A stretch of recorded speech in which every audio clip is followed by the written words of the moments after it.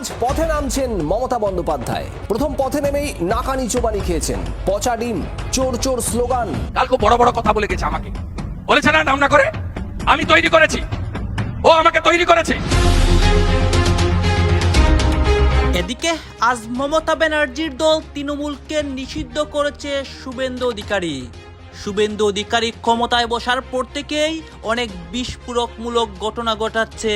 এই নিয়ে আজকে পশ্চিমবঙ্গের তুলপাড় পরিস্থিতি। আজই ভাঙনের পথে মমতা বন্দ্যোপাধ্যায়ের তৃণমূল। গতকাল থেকে জল্পনা তৈরি হয়েছিল যে হয়তো বুধবারই ভাঙতে চলেছে তৃণমূল কংগ্রেস। ইতিমধ্যেই 59 জন বিধায়কের সই নিয়ে ঢুকেছেন ঋতব্রত বন্দ্যোপাধ্যায়। রাজ্যবাসীর অভাব অভিযোগ শুনে সমাধান করার লক্ষ্যে জনতার দরবার কর্মসূচি শুরু করেছেন রাজ্যের মুখ্যমন্ত্রী শুভেন্দু অধিকারী। মুখ্যমন্ত্রীকে নিজেদের সমস্যার কথা জানাতে সল্টলেকে বিজেপির পার্টি অফিসের বাইরে ভিড় করেন চাকরি প্রার্থী থেকে শুরু করে আরো নানা সমস্যা নিয়ে আসা বহু মানুষ। এক্সিএম হাতে সংবিধান নিয়ে হাঁটছে, বলছেন পশ্চিমবঙ্গে গণতন্ত্র বিপন্ন। আমাকে কি একটা ছবি পাঠিয়েছিল, এত দুরাবস্থা আমি জানতাম না। এত দুরাবস্থা, এক ঝুড়ি লোক, 150টা লোক আসেনি। আপনারা তো সাংবাদিকরা গেছেন 200 জন। দেখুন, মমতা বন্দ্যোপাধ্যায়ের দল, তৃণমূল কংগ্রেস, তাদের উত্তরাধিকারী, এই নিয়ে আমাদের কোনো মাথা ব্যথা নেই। পশ্চিমবঙ্গের মানুষ তৃণমূলকে ভুলে গিয়েছে এবং স্মৃতি থেকে মুছে ফেলতে চাইছে। একটা দুঃস্বপ্নের কাল রাত্রির অবসান হয়ে গেছে। আর আমার মনে হয় এই নিয়ে কোনো আলোচনা করা উচিত নয়। মমতা ব্যানার্জির তৃণমূল দলকে নিষিদ্ধ করেছে শুভেন্দু অধিকারী। সরাসরি তৃণমূলের উপর আক্রমণ করায় এ নিয়ে আজকে শুভেন্দু অধিকারী বিপদে পড়ে পশ্চিমবঙ্গের হাইকোর্টে শুভেন্দু অধিকারীর বিরুদ্ধে ভয়াবহ একটি রায় হয়, এমনকি শাস্তি হয়। দর্শক শ্রোতা, পশ্চিমবঙ্গের রাজনীতি নিয়ে সারা ভারতবর্ষে তুলপাড় পরিস্থিতি।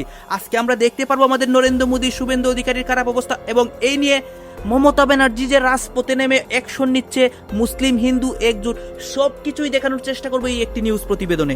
আজ পথে নামছেন মমতা বন্দ্যোপাধ্যায়। অভিষেক প্রথম পথে নেমেই নাকানি চোবানি খেয়েছেন।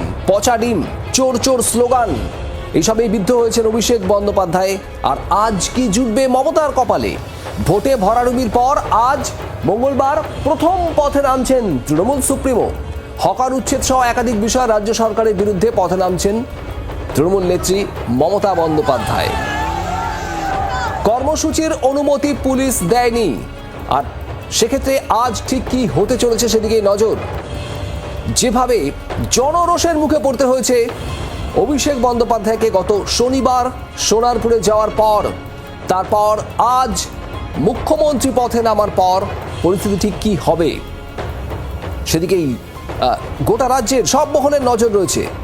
নির্বাচনে ভরাডুবি, আর সেই ভরাডুবির পর কার্যত আজ প্রথম পথে নামছেন মমতা বন্দ্যোপাধ্যায়। আর এই পথে নামা নিয়েই কুণাল ঘোষ, দলের মুখপাত্র তৃণমূল বিধায়ক, কি বলেছেন গতকাল শুনুন।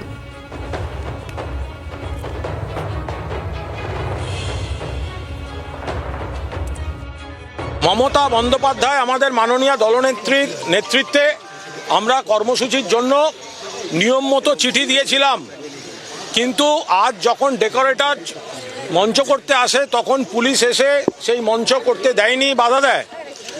আমরা তাদের সঙ্গে কথা বলি এবং তারা যেগুলো কথাগুলো বলছেন সেগুলো আজ পর্যন্ত কখনো ঘটেনি। কাল ফাঁকাও আছে, তারা দেবেন না। তারা একটা প্রস্তাব দেন যে ওয়াই চ্যানেলে। এবার আমরা ওয়াই চ্যানেলে এসছি, এখানে সন্দীপ রঞ্জন বক্সি, বৈশ্বনাথ চট্টোপাধ্যায়, আমরা সবাই রয়েছি। এবার এখন ওরা কেউ বলার চেষ্টা করছেন আবার নতুন করে লিখুন, হ্যান ত্যান। কিসের নতুন করে? পার্টি চিঠি দিয়েছে রানী রাসমণি রোড চেয়ে। এবার যদি মনে হয় যে রানী রাসমণি রোড ওনারা দেবেন না, ওনারা সেই চিঠির উত্তরে ওনারা লিখে দেবেন, আমরা কেন নতুন করে চিঠি দিতে যাব? ফলে আমরা কাল এখানে আসছি, বাকিটা পুলিশের ব্যাপার, পুলিশকে জানিয়ে দেওয়া হয়েছে, বাকিটা দেখাই যাবে। আমরাও আমাদের নেতৃত্ব জানাবো। প্রবীর চক্রবর্তী আমাদের প্রতিনিধি রয়েছেন আমাদের সঙ্গে। প্রবীর, এক তো হচ্ছে শনিবারের যে ঘটনা, অভিষেক বন্দ্যোপাধ্যায়কে যেভাবে জনরোষের মুখে পড়তে হয়েছে, তৃণমূল দলের মধ্যে যেভাবে ছন্ন ছাড়া ভাব দেখা যাচ্ছে, তার মধ্যে মমতা বন্দ্যোপাধ্যায়ের এই পথে নামা। পুলিশ যদি অনুমতি দিয়েও থাকে, তারপর ঠিক কি হতে পারে আজ? দেখো শুভদীপ, 2-3টে জিনিস একেবারে পরিষ্কার। একটা হচ্ছে রানী রাসমণিতে পুলিশ অনুমতি দেয়নি, কিন্তু পুলিশ অল্টারনেটিভ জায়গা হিসেবে ওয়াই চ্যানেলের কথা বলেছেন।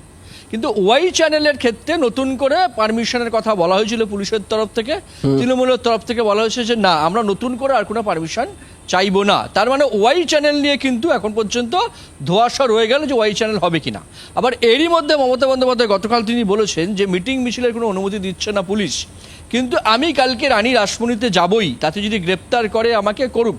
সুতরাং একটা বিষয় যে মমতা বন্দ্যোপাধ্যায় কিন্তু আজকে রাস্তায় বেরাতে পারেন, সেক্ষেত্রে দাঁড়িয়ে রানী রাসমণি যার জন্য অনুমতি চেয়েছিলেন সেখানে তিনি যেতে পারেন, সেখানে যদি পুলিশ বাধা দেয় তাহলে সেখানে তিনি বসে পড়তে পারেন। তারপর মমতা বন্দ্যোপাধ্যায় নিজেই বলেছেন যদি গ্রেপ্তার করে করুক, প্রয়োজনে দিল্লি থেকে আন্দোলন হবে আবারও। এই অবস্থায় দাঁড়িয়ে আজকে তৃণমূল কংগ্রেসের এই যে কর্মসূচিকে ঘিরে বেলার দিকে কিন্তু একটা অন্যতম সমস্যা হতে পারে। একদিকে আইনত পুলিশ কী ব্যবস্থা নেয় সেটা দেখার বিষয়, মমতা বন্দ্যোপাধ্যায় শেষ মুহূর্তে তিনি তার কর্মসূচি নিয়ে কীভাবে বসেন বা কীভাবে তার কর্মসূচি করেন সেটা দেখার বিষয়, রানী রাসমণিতে যান না ওয়াই চ্যানেলে যান সেটাও দেখার বিষয়। সব মিলে আজকে প্রথম দিন মমতা বন্দ্যোপাধ্যায়ের যে কর্মসূচি হওয়ার কথা ছিল নির্বাচনে ভরাডুবির পর, সেই কর্মসূচি ঘিরে কিন্তু এখন পর্যন্ত যখন তোমার সাথে কথা বলছি এখন পর্যন্ত কিন্তু জটিলতা কিন্তু অব্যাহত। শুভদীপ।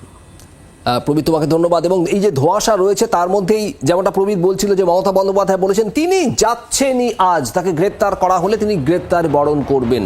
আর এ নিয়েই দিলীপ ঘোষ রাজ্যের মন্ত্রী তিনি কি বলছেন শুনুন। গণতান্ত্রিক ক্রিয়াকর্ম এখানে কেউ বন্ধ করবে না কারো। জল্পনাটা ছিলই, আজই ভাঙনের পথে মমতা বন্দ্যোপাধ্যায়ের তৃণমূল। গতকাল থেকে জল্পনা তৈরি হয়েছিল যে হয়তো বুধবারই ভাঙতে চলেছে তৃণমূল কংগ্রেস। ইতিমধ্যেই 59 জন বিধায়কের সই নিয়ে ঢুকেছেন ঋতব্রত বন্দ্যোপাধ্যায়। সহকারী দলনেতা হতে পারেন সন্দীপন সাহা, বিরোধী দলনেতা হতে পারেন ঋতব্রত বন্দ্যোপাধ্যায়। মুখ্য সচেতক আখরুজ্জামান একের পর এক বেসুরো বিধায়ক বিধানসভায় প্রবেশ করলেন। আমরা কথা বলবো, আমাদের সঙ্গে সরাসরি বিধানসভা থেকে রয়েছেন আবির আমাদের লেটেস্ট ডেভেলপমেন্ট জানাবেন। তবে এই মুহূর্তে যে খবর, একের পর এক বেসুরো বিধায়ক আসছেন বিধানসভায়। আবিরের সঙ্গে আবারও কথা বলবো। আবির, অর্থাৎ রাজ্য রাজনীতিতে একটা বেনজির ওলট পালটের কাউন্টডাউন শুরু হয়ে গেছে বলা যায়। দেখো, তিনটে নাম নিয়ে চর্চা করেছিলাম আমরা কারা কোন দায়িত্ব পেতে পারেন। তার মধ্যে ঋতব্রত বন্দ্যোপাধ্যায়, তিনি তো আগে এসেই গিয়েছিলেন। এই মাত্র জাভেদ খান তিনি প্রবেশ করলেন, তার একটু আগে আখরুজ্জামান তিনি প্রবেশ করে গিয়েছেন। সন্দীপন শাহ কিছুক্ষণের মধ্যে প্রবেশ করবেন। সূত্রের খবর তিনি কয়েকজন বিধায়ককে সঙ্গে নিয়ে তিনি বিধানসভার মধ্যে তিনি আসছেন।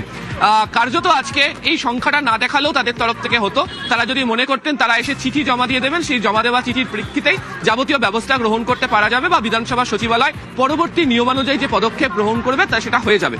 এতগুলো বিধায়ককে আজকে এখানে নিয়ে আসা হয়েছে, তাদেরকে নিয়ে বৈঠক করে সবাইকে নিয়ে একসাথে স্পিকারের ঘরের সামনে যেতে চাওয়ার কারণ বা স্পিকারের ঘরে যাওয়ার একটাই কারণ, এই শিবির বুঝিয়ে দিতে চলেছে যে তারা শক্তিশালী, তারা একা একজন বা দুজন নয়। তার কারণ দুজনকে বহিষ্কার করা হয়েছে, ঋতব্রত সন্দীপনকে। প্রচুর জন দলের মধ্যে রয়েছেন যারা তৃণমূল কংগ্রেসের বহু বছর ধরে সদস্য, আবার তৃণমূল কংগ্রেসের নতুন সদস্য হিসাবে এসেছেন। তারাও প্রত্যেকে তাদের নেতৃত্বের প্রতি অনাস্থা প্রকাশ করতে শুরু করেছেন এবং এই অনাস্থা প্রকাশ করানোর জন্যই তাদের একসঙ্গে আসা। এবং তোমাকে আবার দেখিয়ে রাখি যে একের পর এক দেখো, ভরতপুরের যিনি এমএলএ তিনিও এই মুহূর্তে তিনি প্রবেশ করছেন। পরপর এমএলএরা তারা প্রবেশ করতে শুরু করেছেন। ওদিকে গোয়ালপুকুরের গোলাম রাব্বানি তিনি প্রবেশ করছেন, তার সাথে কথা বলবো। তিনি ভেতরে প্রবেশ করলেন। অন্যদিকে ভরতপুরের যে এমএলএ তিনি এখানে চলে এসেছেন। ফলে একের পর এক যারা বিধায়করা তারা ইতিমধ্যে প্রবেশ করতে শুরু করে দিয়েছেন। ফলে সংখ্যার দিক থেকে দেখতে গেলে দেখানোর মতো করে তারা রয়েছেন যে কত সংখ্যককে তারা নিয়ে আসেন। কথা বলার একটু চেষ্টা করুন। अभी के बैठने के बाद नहीं कह रहा हूँ, मेरा पर्सनल काम है। मैं विधायक हूँ, मेरा काम नहीं हो सकता।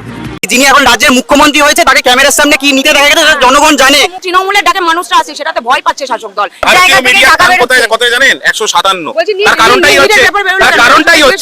তার কারণটাই হচ্ছে ইয়েলো জার্নালিজম। আমি আপনাকে বলছি না দিদি ভাই, কি হচ্ছে ক্যাঙ্গারু কোর্ট ট্রায়াল হচ্ছে, মিডিয়াকে কোর্ট বানিয়ে দেওয়া হচ্ছে। যারা কয়েকদিন আগে শাসক দলে ছিলেন তারা প্রত্যেকে তাদের আজকে একটা জমায়েত, সেখানে প্রায় মানুষ নেই বললেই চলে।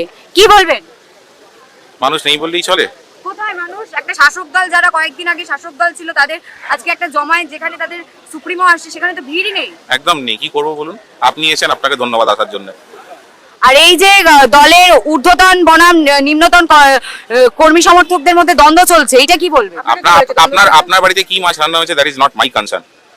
না, আপনাকে এটা কি খবর দিয়েছে? দ্বন্দ্ব চলছে, দ্বন্দ্ব তো চলছে। প্রতিটা কাউন্সিলর পদ ছেড়ে দিচ্ছে।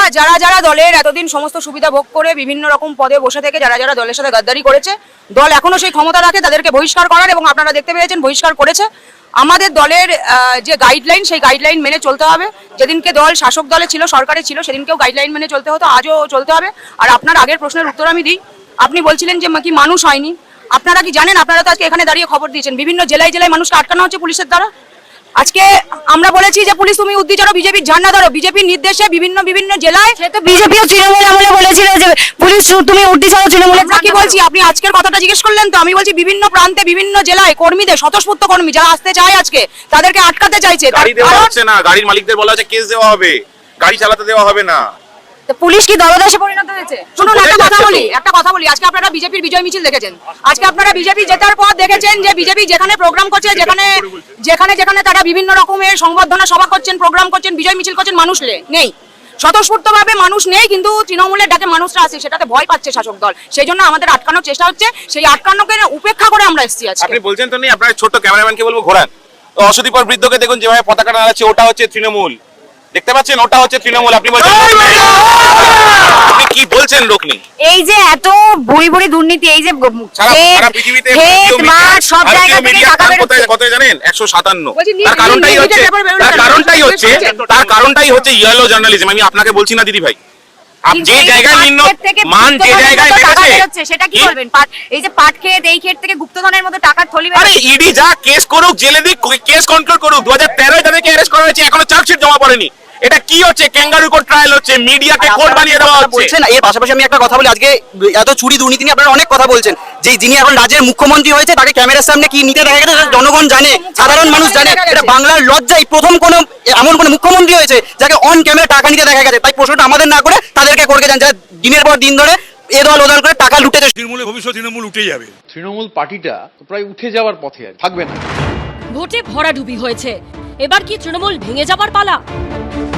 তৃণমূলের মধ্য থেকে কি তৈরি হবে নতুন তৃণমূল? তৃণমূলের বিধায়কদের সই জালিয়াতি, বিদ্রোহী বিধায়কদের আলাদা আলাদা করে বৈঠক, মমতা বন্দ্যোপাধ্যায়, অভিষেক বন্দ্যোপাধ্যায়ের বিরুদ্ধে প্রকাশ্যে মুখ খোলার আবহে এখন এসব প্রশ্ন ঘিরে জল্পনা ক্রমশ বাড়ছে। আর জল্পনার কেন্দ্রবিন্দুতে রয়েছে একটাই সংখ্যা, স্পেশাল 52। এখন কি এই স্পেশাল 52? 26-এর বিধানসভা নির্বাচনে 80টি আসন জেতে তৃণমূল। তার মধ্যে সোমবার উলুবেড়িয়া পূর্ব এবং এন্টালির 2 বিধায়ক ঋতব্রত বন্দ্যোপাধ্যায় এবং সন্দীপন সাহাকে বহিষ্কার করে দল। এর জেরে তৃণমূলের বিধায়ক সংখ্যা কমে গিয়ে দাঁড়ায় 78-এ। এই পরিস্থিতিতে বিদ্রোহী বিধায়করা দল বেঁধে তৃণমূলের মধ্যেই অন্য তৃণমূল গঠন করতে পারে বলে জল্পনা তুঙ্গে উঠেছে। দলত্যাগ বিরোধী আইন অনুযায়ী কোনো পরিষদীয় দল ভেঙে নতুন দল তৈরি করতে বা অন্য দলে মিশে যেতে মোট বিধায়ক সংখ্যার 2/3 বা 66% বিধায়কের সমর্থনের প্রয়োজন হয়। তৃণমূলে বর্তমানে 78 জন বিধায়ক রয়েছেন। সেক্ষেত্রে তৃণমূলের পরিষদীয় দল ভেঙে নতুন দল গড়া বা নিজেদেরই আসল তৃণমূল বলে দাবি করতে 78 জন বিধায়কের মধ্যে 52 জনের সমর্থন প্রয়োজন। 2003-এর পরে আইনটা সংশোধন হয়, সেটা 2/3 যদি মেম্বার তারা মার্চ করে যায়। এই 52টা এমএলএ যদি কোনো কারণে একত্রিত হয়ে গিয়ে তারা বলে না আমরা মূল তৃণমূলের সঙ্গে থাকবো না, আমরা একটা আলাদা তৃণমূল, আমরা একটা আলাদা দল, তারা তখন এই মার্জারের কনসেপ্টটা সেখানে অ্যাপ্লিকেবল হবে না অবশ্যই, কারণ তারা তো মার্চ করছে না, তারা একটা নতুন আইডেন্টিটি নিয়ে তারা এই বেঁচে থাকার চেষ্টা করছে অ্যাসেম্বলির মধ্যে। তখন তাদেরকে কিন্তু ওই স্পিকারের কাছে যেতে হবে, গিয়ে অ্যাপ্লাই করতে হবে, এবং তখন সংশ্লিষ্ট কর্তৃপক্ষ তার বিচার করবে। একদিকে যখন এই জল্পনা তুঙ্গে উঠেছে, অন্যদিকে মমতা বন্দ্যোপাধ্যায়ের কালীঘাটে তখন ভাটার টান। খোদ তৃণমূল নেত্রী বৈঠক ডাকলেও ক্রমশ কমছে বিধায়কদের হাজিরার সংখ্যা। 6 মে কালীঘাটের বাড়িতে মমতা বন্দ্যোপাধ্যায় যে বৈঠক ডেকেছিলেন, সেখানে জয়ী 80 জনের মধ্যে উপস্থিত ছিলেন 71 জন। 19 মে দ্বিতীয় বৈঠকে সেই সংখ্যাটাই নেমে আসে 65-তে। আর রবিবার তা একেবারে তলানিতে গিয়ে দাঁড়ায়। সাহস এবং ভয় দুটোই কিন্তু সংক্রামক। এই ক্ষেত্রে কি সংক্রমিত হচ্ছে আমি জানি না। বলছি এই তৃণমূলের ভবিষ্যৎ কি? এই তৃণমূলের ভবিষ্যৎ তৃণমূল উঠে যাবে, উঠে যাওয়া উচিত। যে রাজনৈতিক দল শুধু ইন্ডিভিজুয়ালের চিন্তা করে, পার্টিকুলার একজনের চিন্তা করে, বা একটা পরিবারের চিন্তা করে, বা কিছু মানুষের চিন্তা করে, 15 বছর ধরে পশ্চিমবাংলার কোনো চিন্তা করেনি।